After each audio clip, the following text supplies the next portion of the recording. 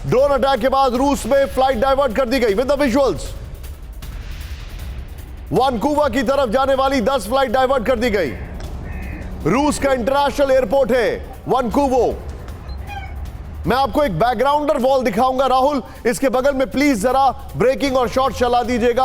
अभी तक जो तीनों ब्रेकिंग, तीनों शॉट्स बैक टू बैक, एक के बाद एक दिखाइए, जरा वॉल दिखाइए। अब जो मैं आपको एक टाइमलाइन बता रहा हूं, मॉस्को पर ड्रोन हमले 4 जुलाई, मॉस्को पर 5 ड्रोन से हमले की कोशिश नाकाम कर दी गई। नेक्स्ट दिखाइए, चेंज करिए इसको यहां पर। फिर 2 ड्रोन नोवाया मॉस्को, एक कलुगा, एक कुंभिका में नष्ट किया गया। नेक्स्ट दिखाइए प्लीज, बगल में ब्रेकिंग और शॉट रखिए। 21 जून मॉस्को के बाहरी इलाके में 3 यूक्रेनी ड्रोन नष्ट किए गए। नेक्स्ट दिखाइए। फिर 30 मई, वर्ल्ड वॉर 2 के बाद मॉस्को पर सबसे बड़ा हमला है ये। नेक्स्ट दिखाइए। फिर 32 में से रूस ने नष्ट किए 19 यूक्रेनी ड्रोन। नेक्स्ट दिखाइए। 17 मई मॉस्को की बाहरी रिंग रोड के पास ड्रोन क्रैश हो गया। नेक्स्ट दिखाइए।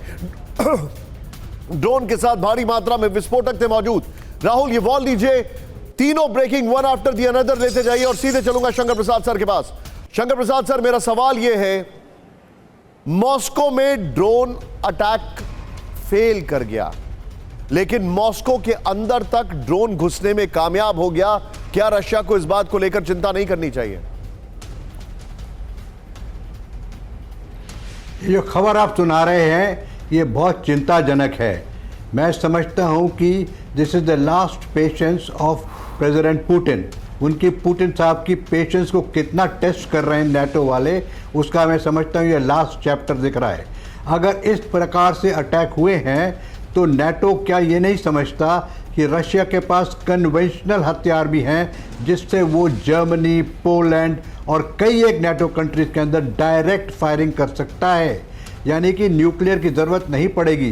क्या जर्मनी, पोलैंड, फ्रांस ये सब चाहते हैं कि उनके यहाँ कोई तबाही हो, उनकी कोई बिल्डिंग्स टूटें, उनके कोई नागरिक परेशान हो?